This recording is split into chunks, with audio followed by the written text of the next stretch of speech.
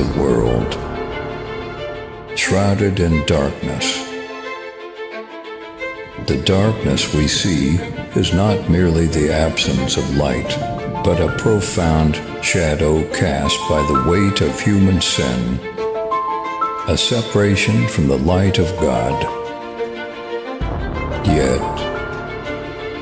in the midst of this darkness, a Savior emerges, Jesus Christ, the light of life, stepping into our brokenness to bring salvation. Selamat bergabung di komunitas The Power of Love dan nikmati penjelasan dari hambanya yang menyampaikan firman Tuhan hari ini. Dan jangan lupa subscribe, like, komen, dan share. Mari kita langsung tundukkan kepala. Kita berdoa. Benar Tuhan, inilah hidup kami di pagi hari ini. Kami mau nundukkan hati kami, jiwa kami, dan roh kami di hadapan hadirat-Mu. Bersyukur buat hari yang baru yang sudah Tuhan berikan bagi kami. Berkat yang baru, sukacita yang baru, itu menjadi bagian kami pada pagi hari ini. Urapi setiap kami Tuhan, pribadi lewat pribadi, di tempat kami masing-masing. Sehingga kami Tuhan boleh mengerti pesan firman Tuhan pada pagi hari ini.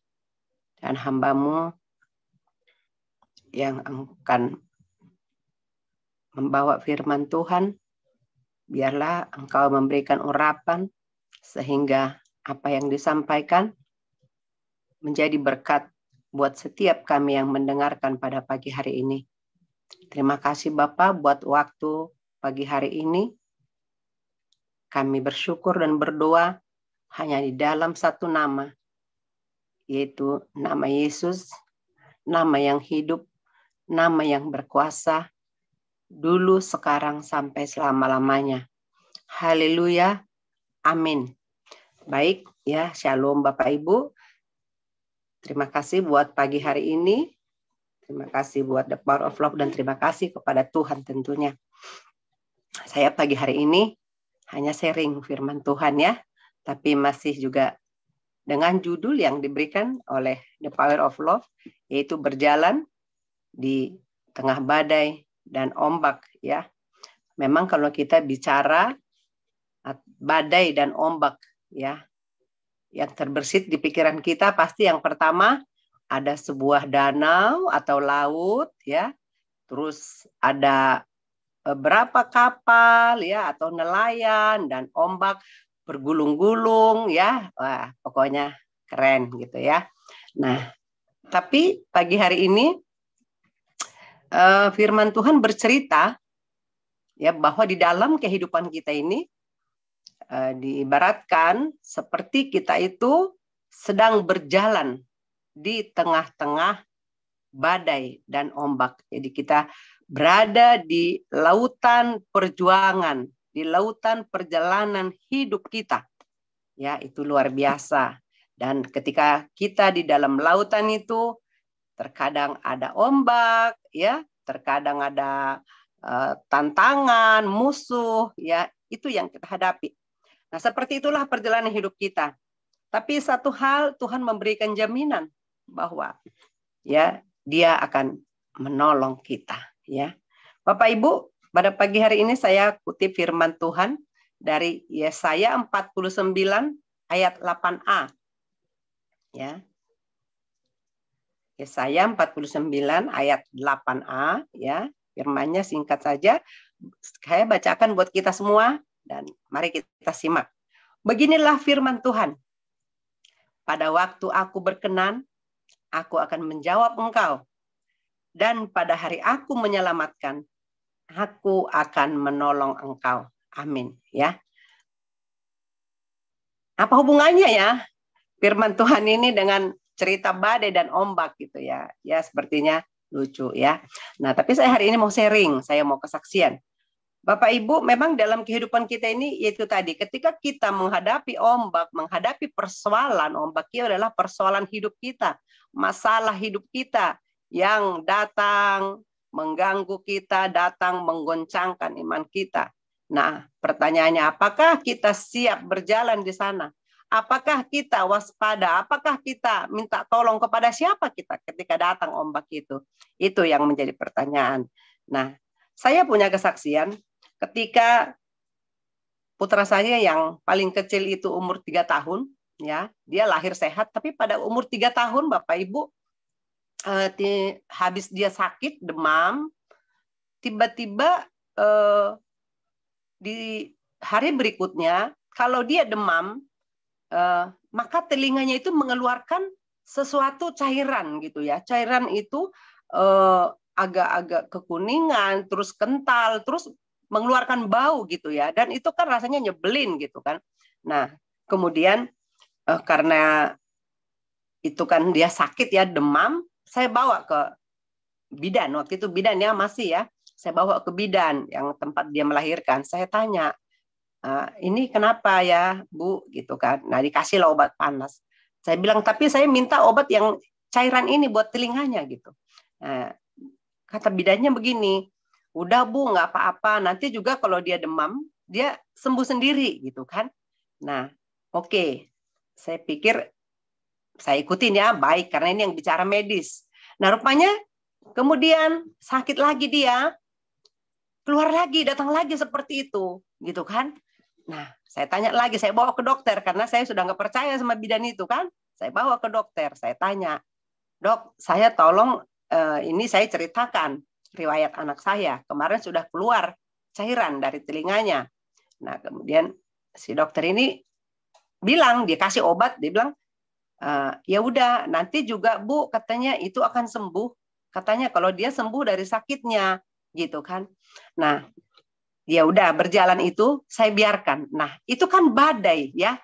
Dalam kehidupan saya itu mengganggu saya, mengganggu anak saya gitu ya. Nah, dan sepertinya tidak ada solusi dari medis tadi kan. Nah, dia bilang udah nanti juga kalau memang sudah ini dia akan sembuh sendiri gitu. Dan saya tidak puas dengan perkataan itu gitu ya.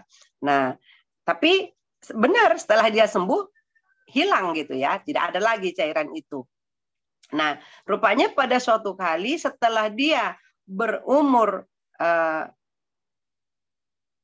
tahun, ya 5 tahun, maksud saya 5 tahun, berarti selama 2 tahun ini masih terus itu berjalan. Asal dia demam itu keluar gitu ya.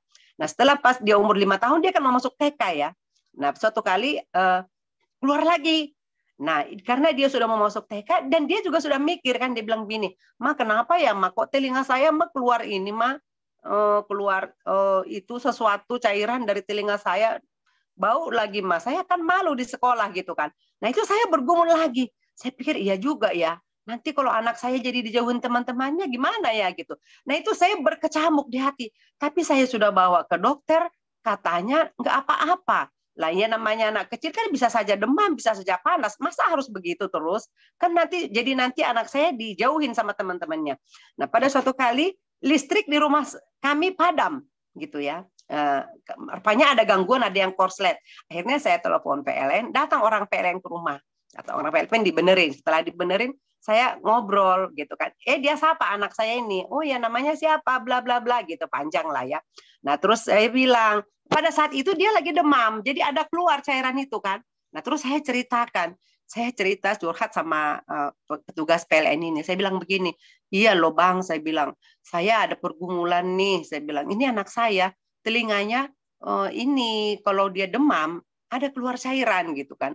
Nah, saya jujur, jadi bahan pikiran buat saya dan anaknya juga, karena dia udah mau sekolah TK.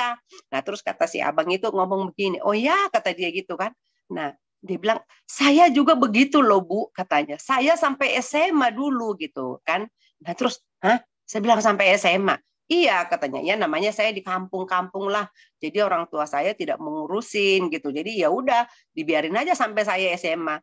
Terus saya itu dijauhin teman-teman loh, saya diejekin. Dia bilang gitu, wah itu di pikiran saya berkecamuk. Waduh anak saya nanti kalau sampai digituin teman-temannya bagaimana gitu ya. Saya khawatir lah. Terus dia bilang begini, tapi saya Bu katanya, saya punya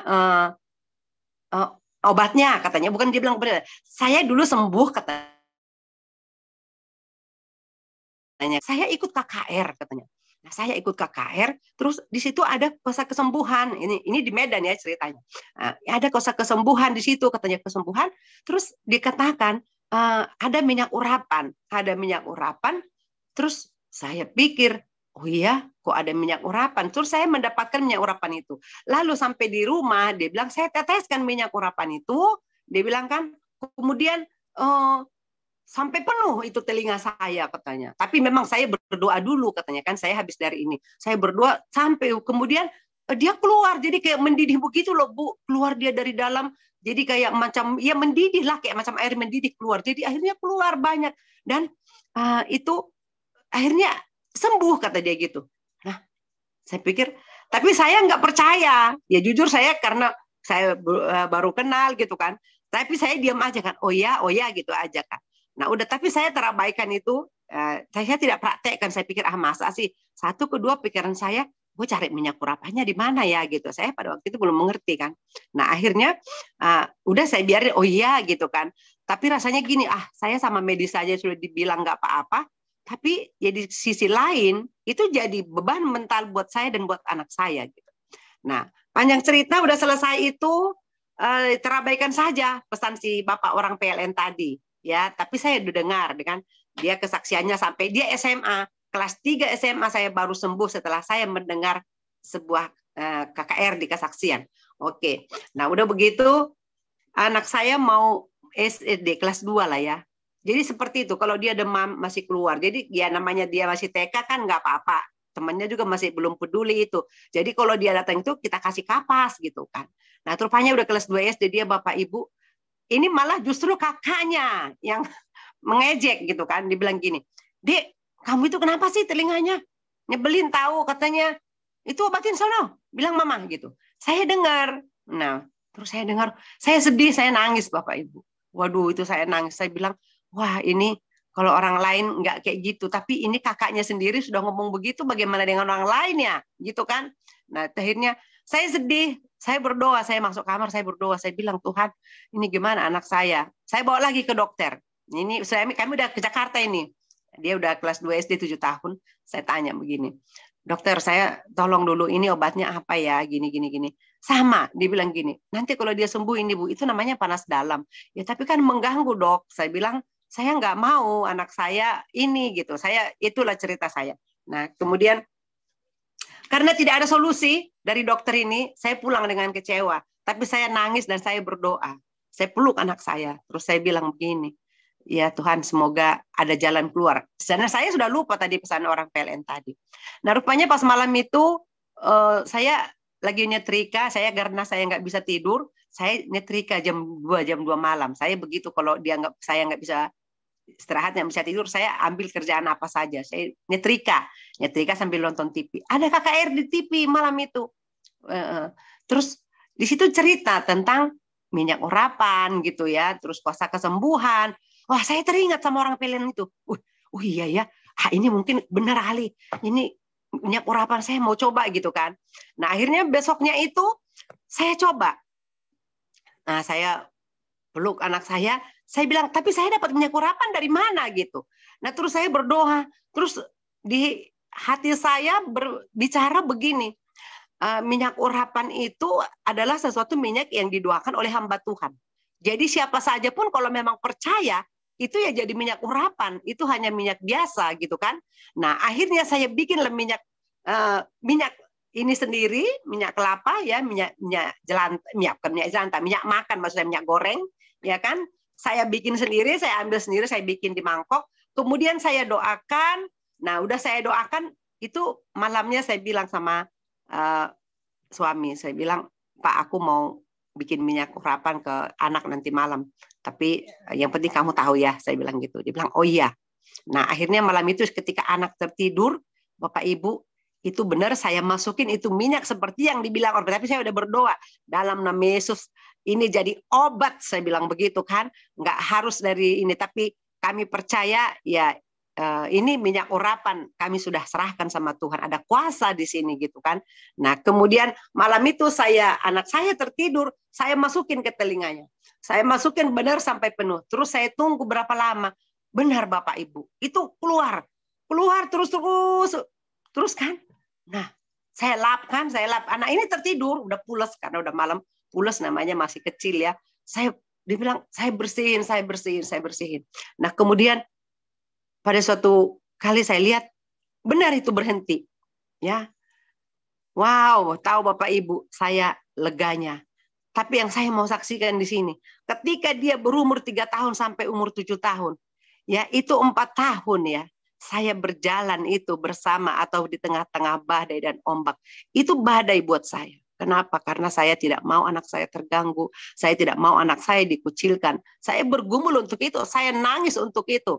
Ya, ketika suatu kali ponakan saya dengar katanya gini, saya kerja di mana? Kamu kerja di mana, Nak? Dia bilang saya di kapal pesiar. Saya bilang kok di kapal pesiar itu kok udah 2 tahun nggak pulang-pulang. Saya dulu nggak ngerti Bapak Ibu. Namanya orang kampung, saya pikir kapal pesiar itu ya bangsa 6 bulan sekali pulang. Gimana kamu sampai 2 tahun tidak turun-turun dari laut? Terus kalau misalnya ada orang yang melahirkan di situ bagaimana? Kalau pas berangkatnya ini. Nah, saya bertanya dengan lugunya. Dia bilang, tante, kalau kapal pesiar itu bang begitu, 2 tahun, 3 tahun. Jadi ya mengarungi seluruh lautan gitu. Nah, begitulah perjalanan hidup kita Bapak Ibu ya. Sama seperti saya tadi melebihi kapal pesiar ya. Sampai 4 tahun saya bergumul untuk masalah yang satu itu. Tapi memang jawaban Tuhan indah pada waktunya. Ya, seperti kata Pengkhotbah 3 ayat 11, ya membuat segala sesuatu indah pada waktunya ya. Jadi ketika saya itu memang sungguh-sungguh Tuhan ingatkan lagi tadi walaupun lewat siaran TV, dia bilang, oh iya minyak urapan, saya ingat lagi. Dulu orang PLN bersaksi, saya abaikan begitu saja. Nah, begitulah kita sering kadang-kadang kita ya lupa, ya sering kita tidak peduli, tidak memprioritaskan katanya. Sehingga tidak terjadi jawaban yang cepat. Tapi ketika kita memang sudah sungguh-sungguh menyerahkan diri kepada Tuhan, bahkan lebih lagi di kitab Yohanes 1 Yohanes 5 maksud saya ayat 14 itu dikatakan, dan inilah keberanian percaya kita kepadanya, yaitu bahwa ia mengabulkan doa kita jikalau kita meminta sesuatu kepadanya menurut kehendaknya. Yaitu tadi, kapan jawaban itu terjadi? Kapan doa kita itu dijawab? Ketika kita bersungguh-sungguh datang kepadanya, ketika kehendak kita, kemauan kita itu sudah kita selaraskan dengan Tuhan. Jadi saya berproses untuk itu, hanya untuk kesembuhan anak saya berproses 4 tahun ya. Walaupun kadang-kadang itu saya abaikan, nah saya pikir ini ombak kecil. Tapi ketika berhadapan dengan masalah ataupun kakaknya mulai menyebutkan sesuatu, itu membuat saya kebakaran jenggot Bapak Ibu ya. Dan waduh, ini ombak besar datang lagi, bagaimana ini gitu kan. Dan ketika kita datang bersungguh-sungguh kepada Tuhan, maka Tuhan menjawab doa kita. Tuhan mengabulkan permintaan kita. Dan sampai hari ini puji Tuhan, anak itu sudah sehat walafiat, tidak pernah sakit-sakit lagi ya. Karena itu semua saya percaya karena ada kuasa Tuhan, karena Tuhan begitu baik mengasihi kami dan menjawab doa kami setelah sekian lama kami bergumul untuk itu. Nah, itu yang saya mau saksikan pagi hari ini. Jadi sebagai power statement saya tentang pergumulan ini, bahwa kerinduan untuk maksimal dan berhasil itu akan melahirkan kreativitas dan iman yang maksimal juga ya. Jadi ketika kita memang kepengen harus sembuh, maka kita harus Tuhan ajari buat kreativitas. Ayo buat minyak urapan sendiri. Tuhan mampu, imani dengan maksimal. Maka itu terjadi. Nah, itulah yang terjadi. Jadi kita pun di dalam setiap persomalan kita, pergumulan kita, mari kita datang dengan iman yang sungguh-sungguh kepada Tuhan. Iman yang maksimal. Maka Tuhan memberikan kreativitas kepada kita, pemikiran-pemikiran baru, cara-cara baru, sehingga kita mendapatkan jawaban doa kita daripada Tuhan. Amin untuk firman Tuhan. Semoga kesaksian ini menjadi berkat buat kita semua di The Power of Love. Ya, sekali lagi tadi saya bacakan firman Tuhan yang pertama tadi, saya sangat terkesan ya. Pada waktu aku berkenan, kata Tuhan, aku akan menjawab engkau. Dan pada hari aku menyelamatkan, aku akan menolong engkau. Ya, jadi terima kasih buat pertolongan Tuhan, buat keselamatan yang dari Tuhan, yang kami boleh rasakan sampai pada hari ini bersama dengan keluarga besar. Haleluya. Kita tundukkan kepala, kita berdoa. Bapa di surga, terima kasih Tuhan, jika pagi hari ini Engkau menambahkan berkat buat setiap kami. Kami percaya Tuhan, waktu Tuhan adalah waktu yang terbaik. Bahwa apa yang Tuhan sediakan bagi kami, itu semua indah pada waktunya. Oleh karena itu ya Tuhan, biarlah Engkau senantiasa menopang kami, menolong kami, menghibur kami, memberikan kami kekuatan. Ketika kami berada di tengah-tengah badai, ketika kami berada di tengah-tengah pergumulan kami Bapa, menjalani hari-hari kami. Mungkin pada saat ini ya Tuhan, kami partisipan sedang berhadapan dengan ombak ataupun badai yang berbeda. Ada yang badai kesehatan, ada yang ombak keluarga, ada yang badai pekerjaan ataupun keuangan.